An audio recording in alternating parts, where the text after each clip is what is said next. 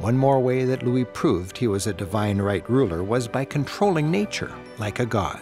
These lavish grounds, elaborately planned, pruned, and ornamented, showed everyone that their king was in total command.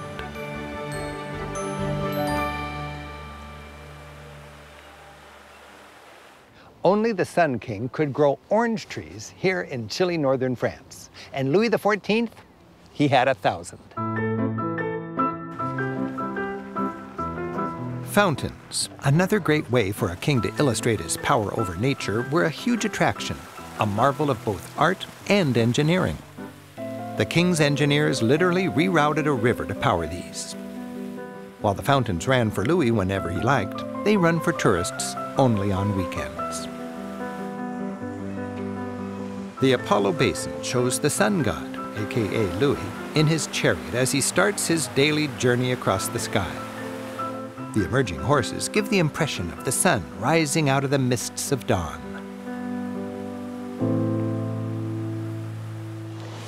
The palace's backyard is huge, and if you turn around, it seems to stretch forever.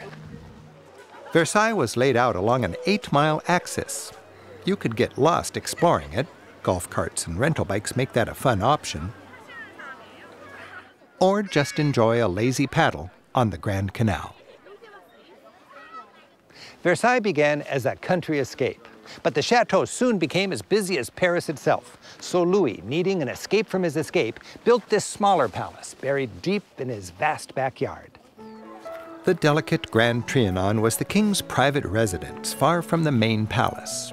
It provided an ideal refuge, away from the sniping politics, strict etiquette, and 24/7 scrutiny of official court life.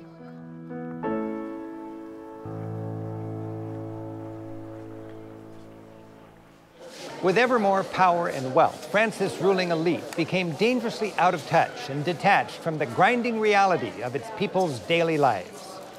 Later, French royals retreated still further from the main chateau and the realities of French political life, ignoring rising revolutionary sentiments that were turning their society into a tinderbox. And deep in the garden, you find this bizarre sight, Marie Antoinette's little peasant Hamlet.